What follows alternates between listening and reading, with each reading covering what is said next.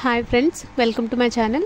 ఈరోజు ఎపిసోడ్లో భరణికి అన్యాయం జరిగిందని ఎంతమంది అనుకుంటున్నారు అండ్ డెమోన్ పవన్ని రీతు దగ్గరుండి క్యాప్టెన్ చేసిందని ఎంతమంది అనుకుంటున్నారు. భరణి ఓనర్ అయినప్పటికీ ఓనర్స్ ఎవరు భరణిని యాక్సెప్ట్ చేయలేదు. ఆయన చాలా మాటలు అంటున్నారు. అదే కాకుండా మీరు టెనెంట్స్కి సపోర్ట్ చేస్తున్నారు అని అంటున్నారు. ఆయన జెన్యూన్గానే ఆడుతున్నాడు, టెనెంట్స్కి ఏం సపోర్ట్ చేయట్లేదని నాకు అనిపించింది. కెప్టెన్సీ టాస్క్లో రీతు సంచాలగా ఒక రూల్ పెడుతుంది. అదేంటంటే నేను స్టాప్ చెప్పినప్పుడు అందరూ స్టాప్ చేయాలని.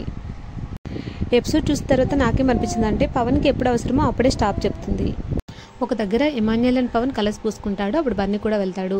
బర్నీ వెళ్తే ఎక్కడ పవన్ అవుట్ అవుతాడా అని చెప్పి రీతు స్టాప్ అని చెప్తుంది.